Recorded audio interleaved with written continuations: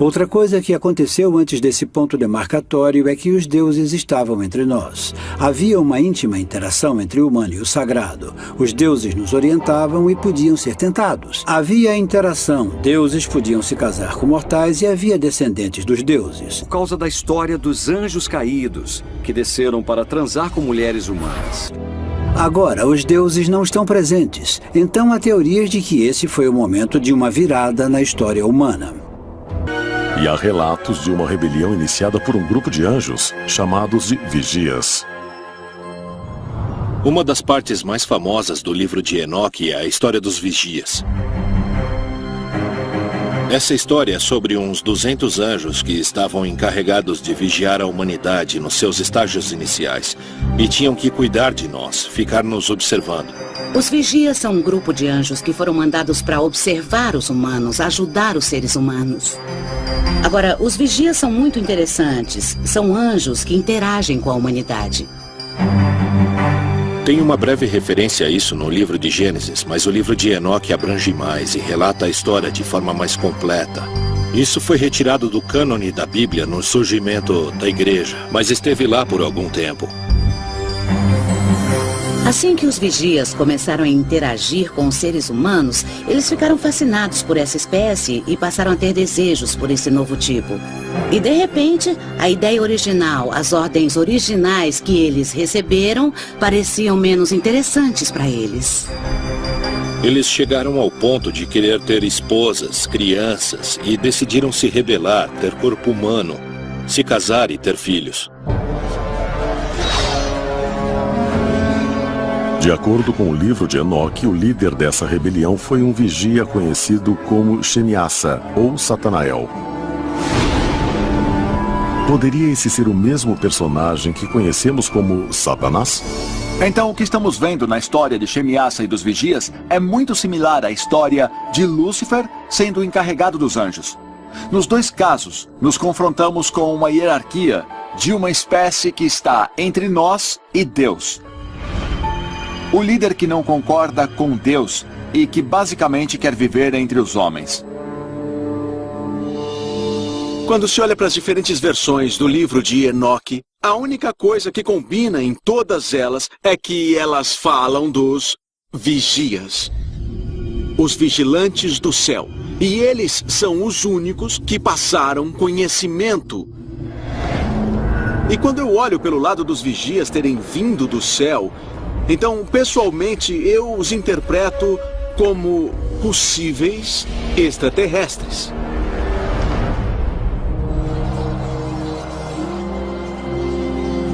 Será que os relatos antigos sobre a revolta de Shemiassa e sobre a queda de Lúcifer sugerem que os esforços de Satanás para corromper a humanidade no Jardim do Éden eram, na verdade, uma tentativa de dar ao homem o conhecimento proibido? E essas lendas podem ser baseadas não em um mito, mas em eventos históricos verdadeiros? Acontecimentos que envolvem visitantes extraterrestres? E acreditam que um exame mais próximo do livro de Enoque pode apontar uma prova física de onde a chamada rebelião de Satanás contra Deus pode realmente ter ocorrido.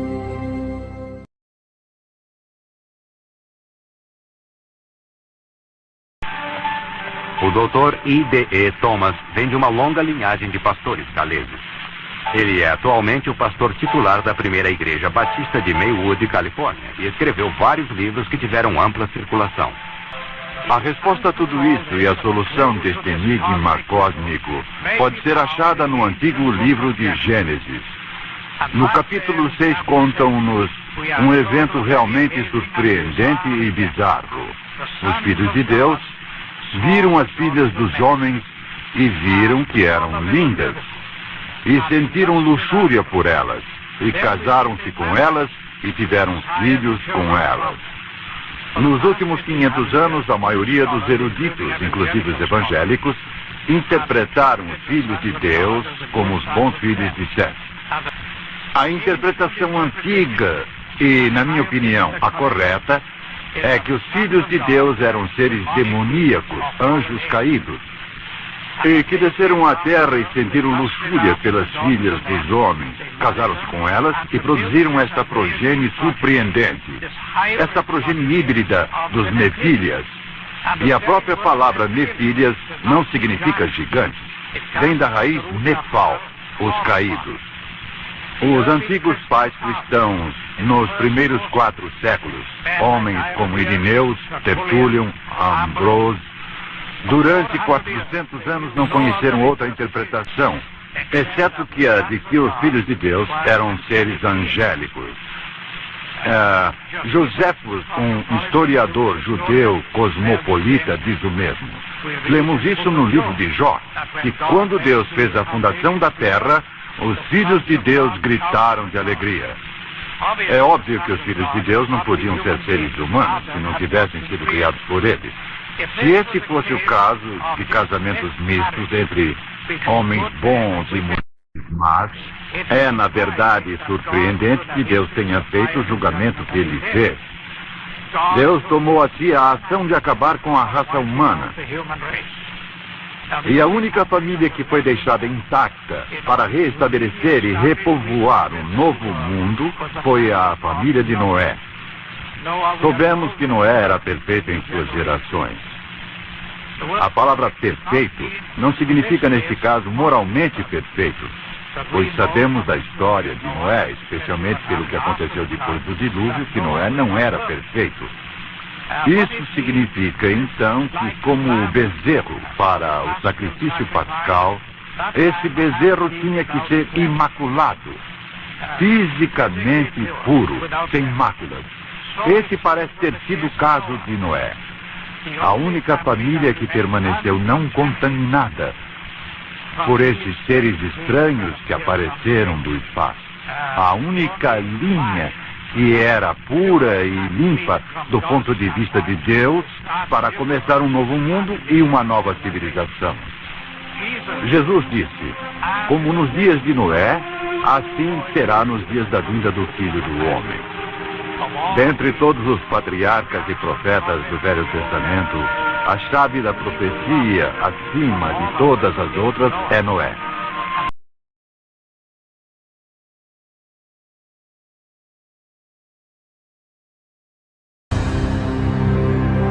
Será que extraterrestres mandaram o dilúvio para limpar a Terra de erros genéticos? E para que Noé fosse o pai de uma nova versão da humanidade? Segundo antigos relatos, o mundo em que os descendentes de Noé nasceram era muito diferente do que aquele que existia antes do dilúvio, quando dizem que deuses, gigantes, fadas e outras criaturas partilhavam o planeta com os humanos. E a história diz que quando Noé nasceu, era um bebê extraordinário, de estranha constituição e que podia iluminar o ambiente com os olhos. Interessante é que o pai de Noé, Lame, questiona se Noé é mesmo o filho dele ou não. Mas a dúvida dele se instala por causa da história dos anjos caídos, que desceram para transar com mulheres humanas. Lame questiona a esposa, Batenosh. Esse menino é meu ou é deles? O aspecto de Noé é descrito como muito estranho. Diziam que os olhos dele brilhavam como raios de luz e a pele dele brilhava também. Essa é uma descrição muito bizarra, então nos resta apenas uma pergunta. E se Noé fosse, na verdade, um extraterrestre? O dilúvio parece servir de ponto de demarcação. O elemento-chave de Noé é que ele é puro aos olhos de Deus. E a família dele também. E essa pureza parece ser genética, embora para nós pareça espiritual.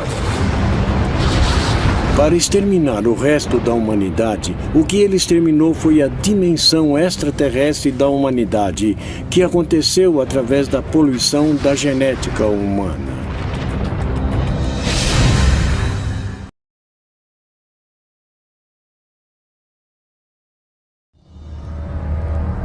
O personagem que conhecemos como Satanás realmente era um ser extraterrestre? Aquele que se indispôs com sua própria espécie para viver entre os nossos distantes ancestrais? Ele, junto aos demais chamados de anjos caídos, na verdade tiveram uma discórdia com Deus. E não por maldade ou arrogância, mas ao invés disso para ajudar a humanidade? É importante que nos lembremos que Satanás faz parte da categoria dos anjos chamados serafins. Os serafins foram mandados à Terra como benfeitores da humanidade, produzindo o conhecimento. As igrejas criaram esse monstro maligno de Satanás, talvez até mesmo do nada, quando na realidade a missão inteira de Satanás estava trazendo conhecimento e sabedoria à humanidade. E na verdade estavam se preocupando com a humanidade e não loucos para acabar com os humanos. Nesse sentido, Satanás não é um cara tão ruim. Não dá para ter a luz sem a escuridão. Não se pode ter o certo sem o errado. Temos que aprender isso por nós mesmos. E por fim, através das escolhas entre o certo e o errado, nós crescemos e nos tornamos o que somos. E com isso, podemos chegar a ser como os nossos criadores, para que nós nos tornemos deuses.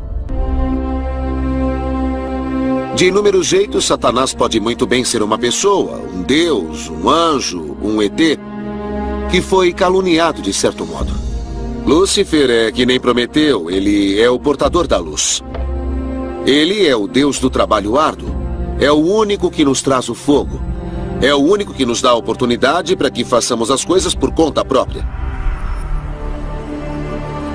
Se o personagem bíblico de Satanás realmente for baseado em um ser extraterrestre, aquele que roubou a tecnologia de seus mestres para poder beneficiar o homem primitivo, então por que será que agora ele é injuriado como uma criatura do mal consumado?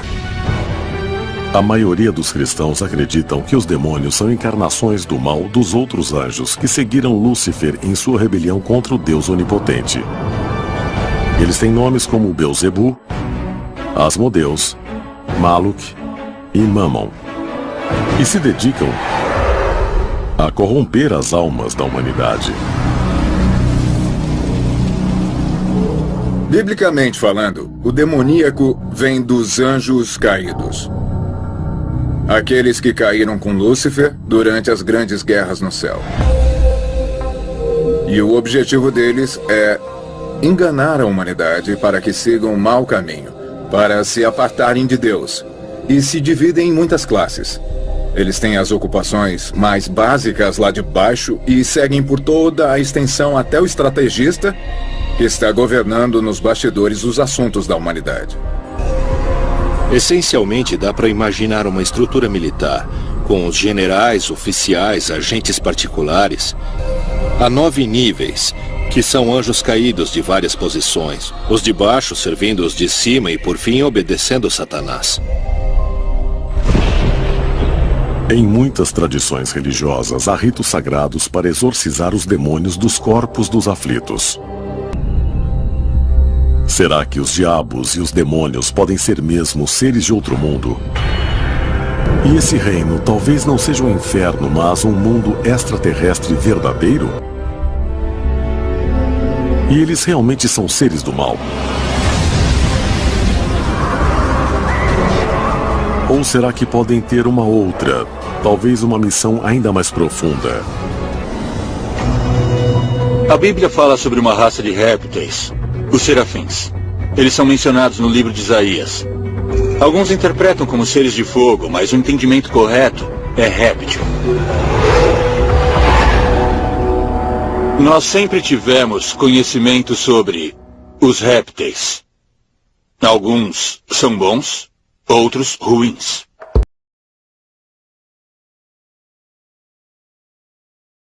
A meta dos reptilianos é muito simples. Eles estão procurando dominar a vida na Terra. Já há milhares de anos, ou muito mais, infiltrando-se cada vez mais na sociedade humana para copiarem a imagem do ser humano. Para centralizar o poder nas mãos daqueles que representam o seu interesse, de forma que eles possam governar de um ponto central. Será que o fato dos répteis parecerem e terem um aspecto hostil significa que eles querem nos dominar ou então nos exterminar? Eu não sei.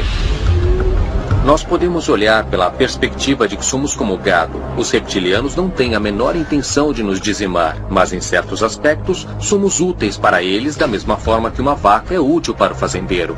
As histórias que existem sobre entidades reptilianas que vivem embaixo da terra são muitas para que sejam descartadas. Em toda a história, sempre ouvimos falar de seres metade humanos, metade répteis. Será que isso pode ser mais do que mera fantasia? E se for, será que eles podem ser visitantes de outro planeta? E você fica se perguntando se não existe alguma verdade nas histórias de intervenção de répteis no planeta Terra.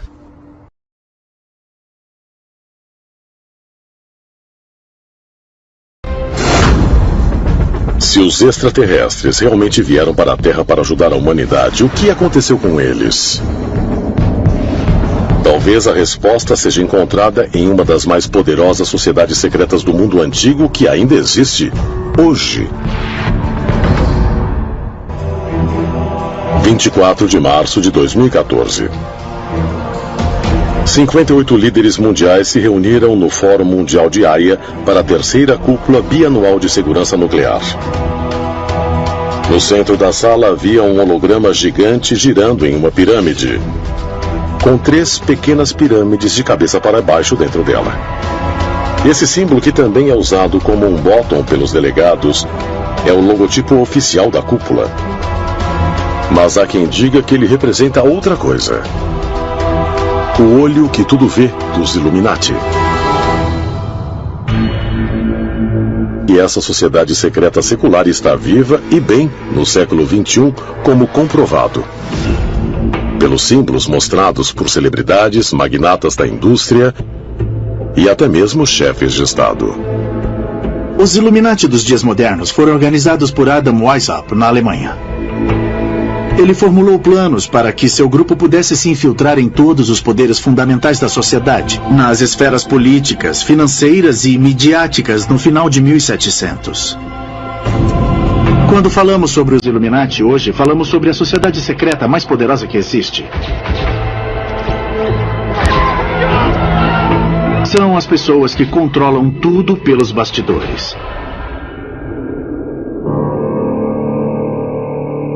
Isso é apenas paranoia, ou será que os Illuminati ainda existem hoje, infiltrados nos mais altos níveis da sociedade?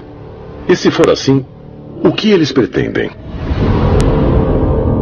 Alguns dizem que a resposta pode ser encontrada em uma sociedade secreta ainda mais antiga e que pode ser a precursora dos Illuminati, os Cavaleiros Templários.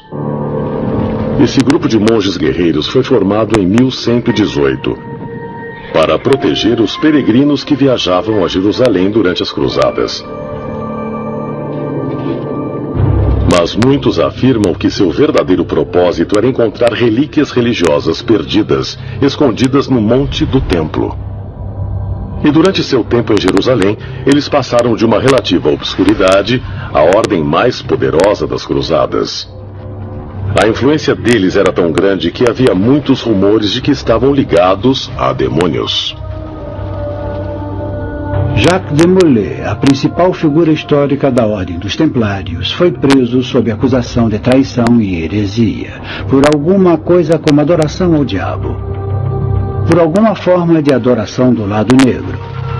Essa foi a acusação contra não só de Molay, mas contra os Cavaleiros Templários em geral.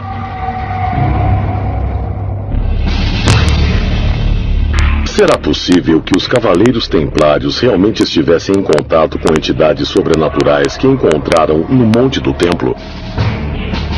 E se foi assim, o que eram esses supostos demônios? Aprendemos que esses Shedim, os demônios, de muitos modos são como humanos, e de muitos modos são como anjos. Alguns são do mal, Muitos são bons. Existem rumores de que os Cavaleiros Templários se esforçaram para se comunicar com essas entidades espirituais. Esse conceito de demônios é muito diferente do modo como pensamos em demônios hoje. Basicamente, um demônio era um ser de outro mundo. Um ser que não era desta terra, potencialmente um ser extraterrestre. E extraterrestre significa de fora desta terra.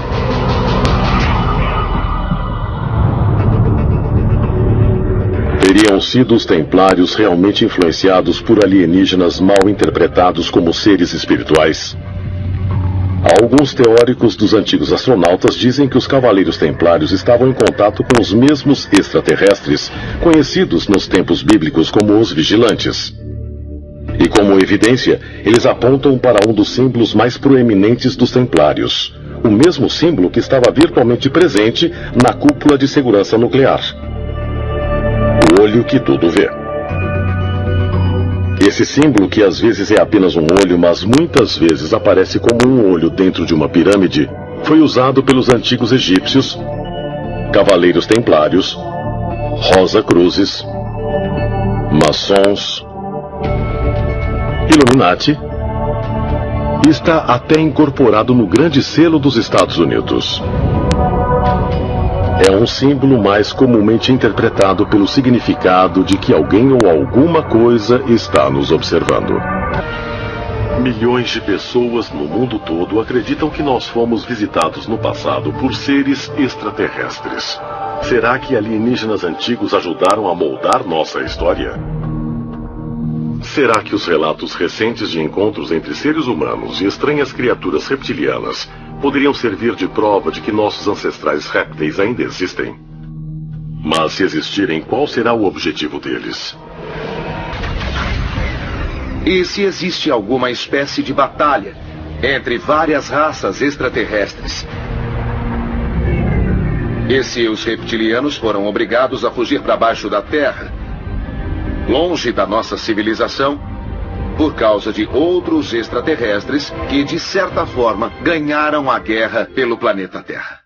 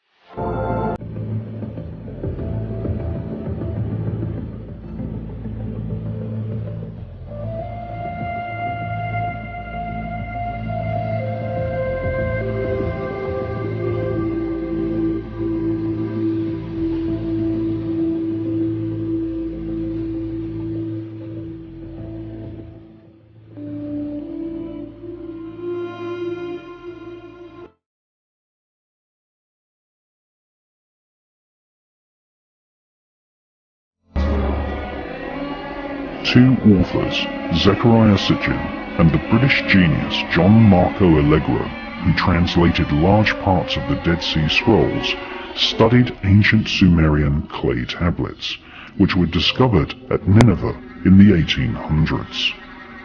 These clay tablets told the history of the Sumerian Empire, an empire which was formed by invading aliens called the Anunnaki.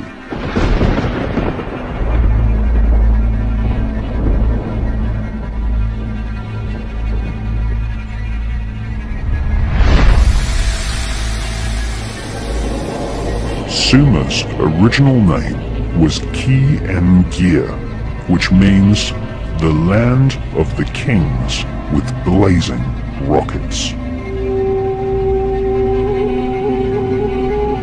The Sumerian clay tablets describe the Anunnaki aliens genetically manipulating mankind and creating a hybrid race of alien reptilian humans who became known as the Nephilim.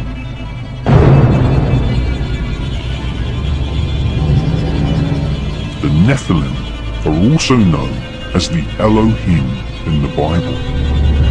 This was a genetically created race of rulers which had their human DNA mixed with that of the invading Anunnaki aliens. References to this race of alien hybrid rulers can be found in ancient texts from around the planet.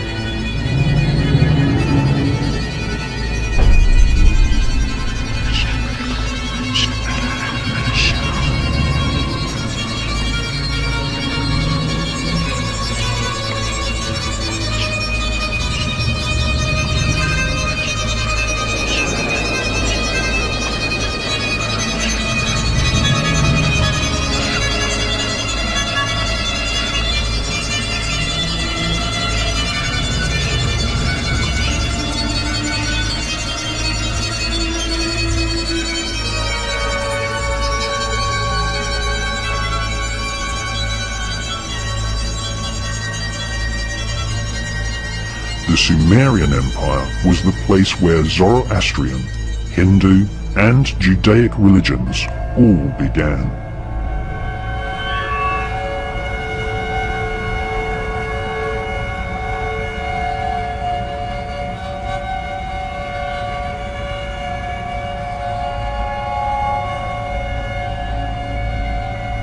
The hybrid alien-human rulers became known as the Zazumin, Rephaim, and the Anakim.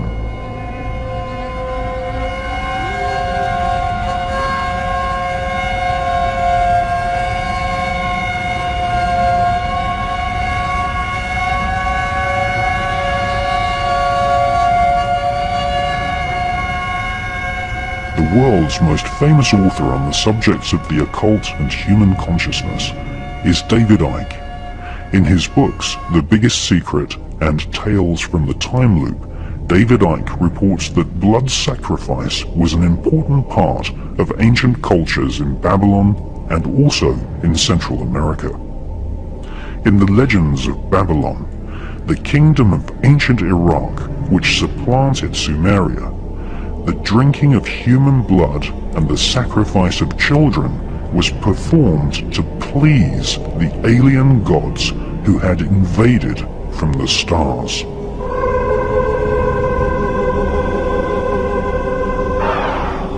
The ancient ruling elite believed that drinking human blood allowed them to absorb human DNA from their ancestors.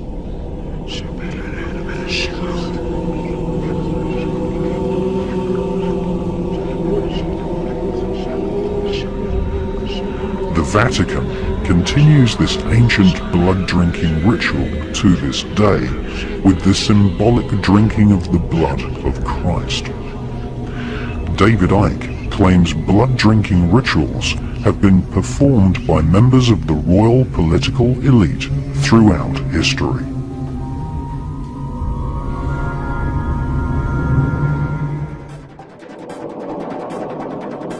More than 60% of respondents to a 1997 CNN poll said they believe aliens have contacted humans. Approximately 50% said they think aliens have abducted humans. And 80% believe the government is hiding something about alien contact.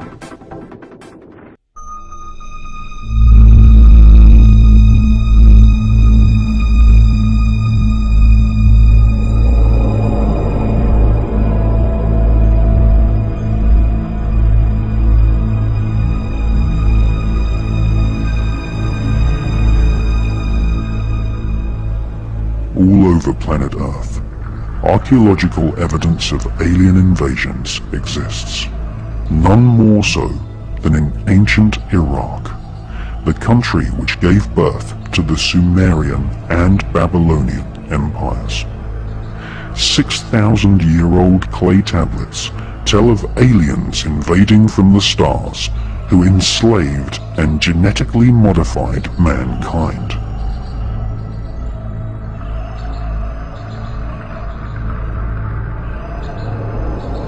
these alien gods were called the Anunnaki.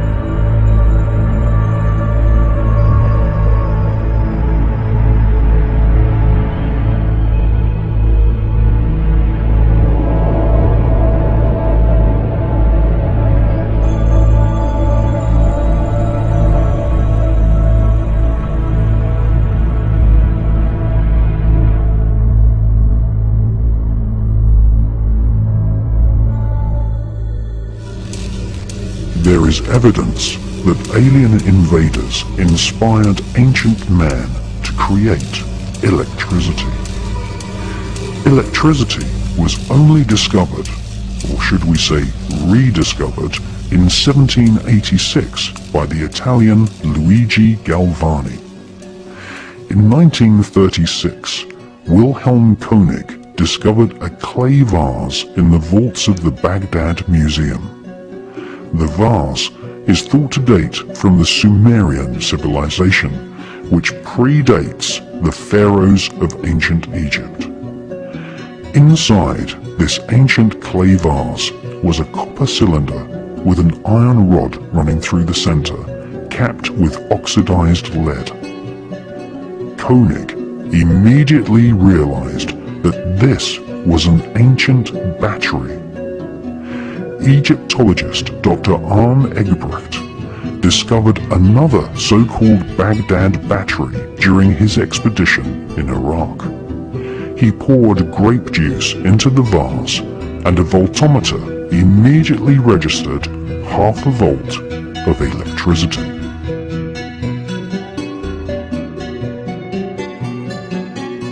Where did this notion of electricity thousands of years ago come from? Was it inspired by the technology brought to planet Earth by the Anunnaki aliens? According to figurines and legends in ancient Iraq, the Anunnaki were reptilian humanoids. They are depicted in ancient Sumerian art as suckling human babies to their reptilian breasts.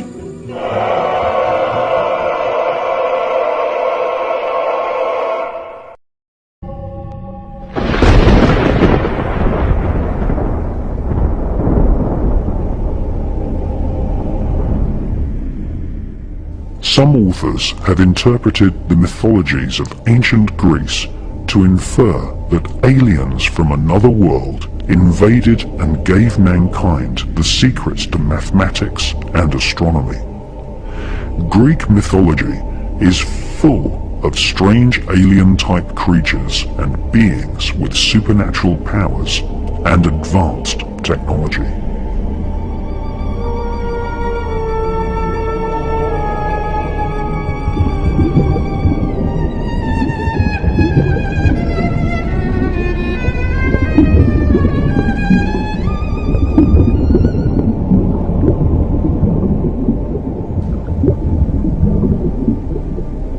In 1900, the wreck of an ancient ship was found off the coast of Crete near the island of Antikythera. Divers found lumps of corroded bronze and took their find to Spiridon Staius at the National Archaeological Museum in Athens.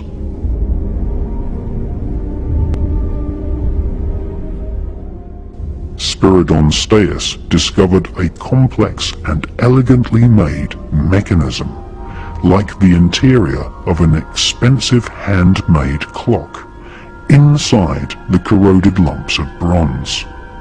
In 1902, he proclaimed the object to be thousands of years old, and called it the Antikythera mechanism. In 1958, British scientist Dr. Derek de Sawyer Price studied the Antikythera mechanism and claimed it was a clockwork computer able to accurately predict the movement of stars and planets. The Antikythera mechanism is likely to have been made in the Hellenistic era of ancient Greece. No other ancient clockwork mechanism can be found in any other museum worldwide. Indeed, there is no mention of clockwork technology being used during this era anywhere on planet Earth.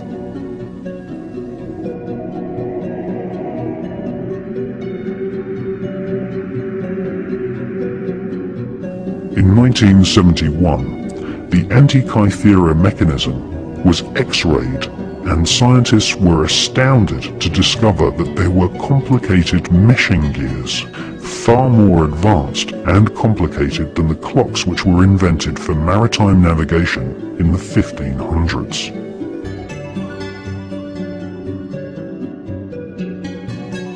Dr. de Sawyer Price stated that the Antikythera mechanism was so sophisticated and ahead of its time that it was like discovering a jet airliner inside an ancient Egyptian tomb.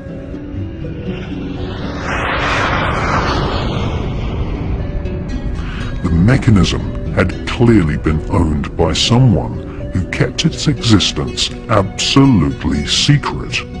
For if the technologies displayed in the mechanism had been widely taught to ancient man, then the Industrial Revolution would have happened before the birth of Christ.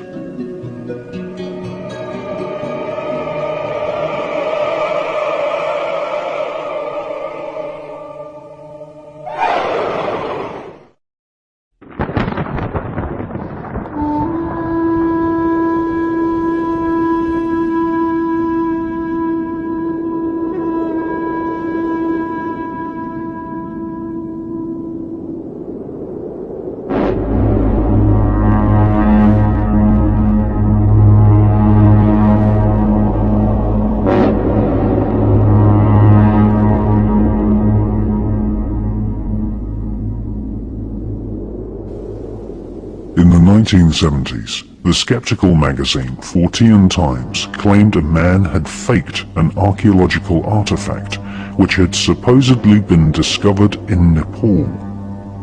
The famous Lolodov plate is meant to be nearly 9,000 years old and shows a disc-shaped craft with a small alien-type creature standing beside it.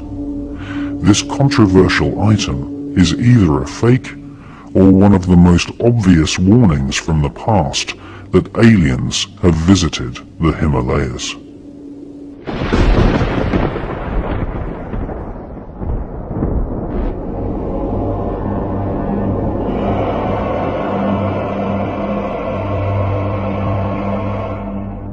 On the opposite border of Tibet stands the Bayan Khara Ula mountain range, which separates Tibet from communist China. There, small skeletons with oversized skulls have been found. The tribes in the Bayan Mountains have a detailed mythology involving star beings crash-landing spaceships in the distant past.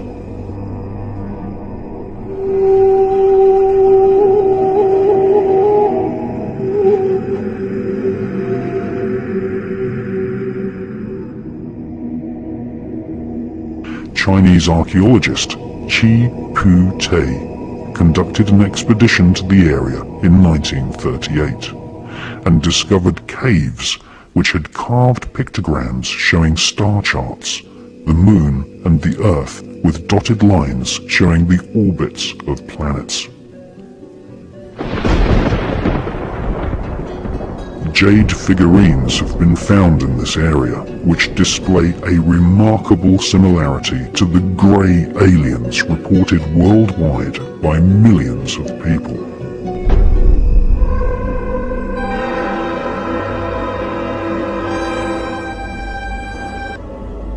The small skeletons with alien-shaped skulls were discovered in 1938. The skeletons were in graves on the floor of caves, which had walls covered in star map pictograms.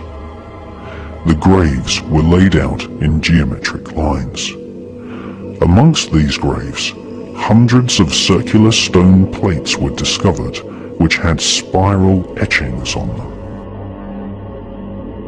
Each stone disc was approximately 9 inches in diameter and had a fine groove spiraling out from the center to the rim, making each disc look like a prehistoric version of a modern vinyl record. In all, 716 stone plates were found. These became known as the Dropa stones. In 1962, Professor Sun Nui at the Academy for Prehistoric Research in Peking translated the engravings on the Dropa stones. The history of local tribes were inscribed on the Dropa stones, which claimed that 12,000 years ago, aliens crash-landed in the Bayan mountain range. This was apparently one of the least successful alien invasions, as, according to the Dropa stone legend, the aliens were killed by local villagers because of their non-human appearance.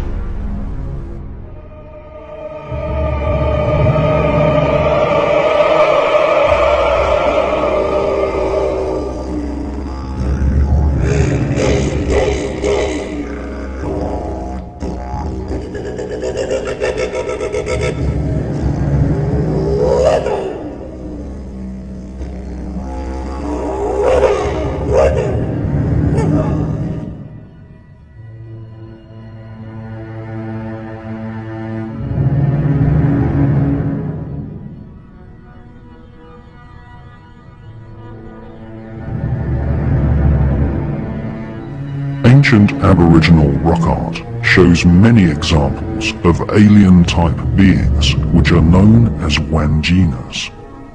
Every year, Aboriginal tribespeople travel to remote parts of Western Australia and repaint the outline of the Wanjinas, who are known as the creator spirits of the Aborigines.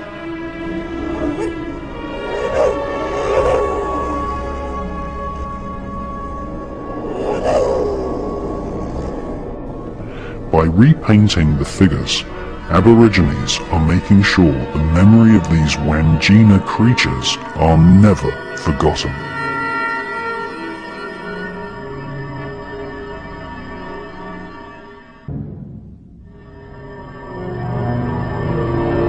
The depiction of people with European facial features in ancient Aboriginal art is mirrored on the opposite side of planet Earth in Peru.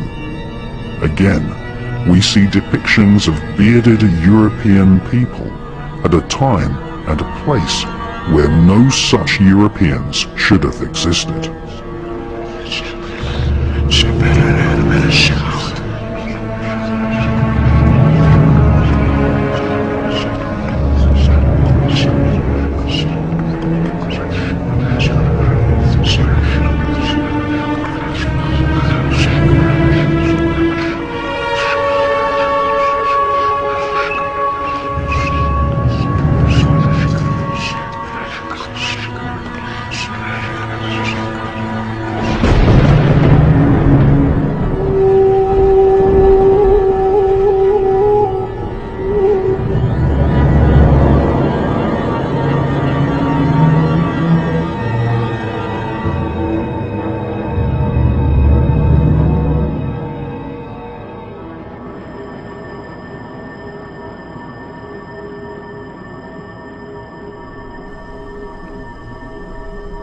Nazca, in Peru, is one of the largest archaeological sites in the world. Thousands of earthworks have been etched into the rock of the Nazca Desert. The summits of entire mountains have been scraped away to make space for parallel lines and giant pictograms of creatures which can only be seen from the air. Skeletons with elongated skulls like a grey alien have been found near Nazca. World-famous author Eric von Daniken has made a detailed study of the Nazca area. He has visited local people who have private collections of stone figurines which show detailed depictions of heart surgery and European-type men using what appear to be telescopes. Thousands of these ancient stone figurines have been found and are thought to be at least 3,000 years old.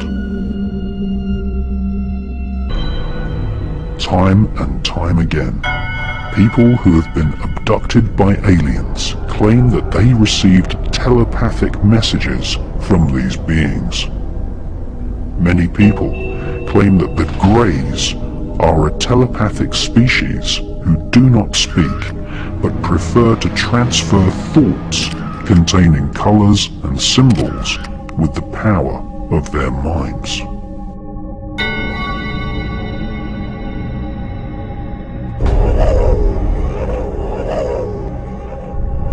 In Kimberley, Western Australia, Wangina-type figures have been found which have halos, and some even have antennas coming from their heads.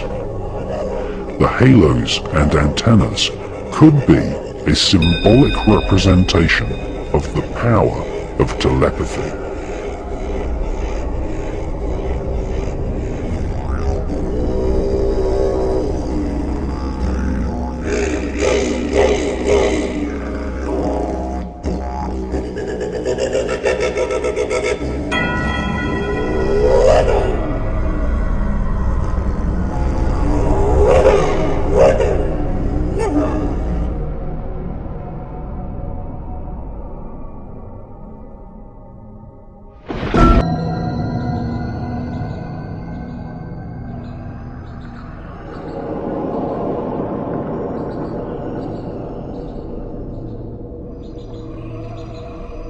Again, mirrored on the far side of planet Earth, thousands of miles from Australia, we see the same type of alien creatures with antennas depicted on rock art. These alien figures were carved onto the rocks thousands of years ago and are known as the Antenna People.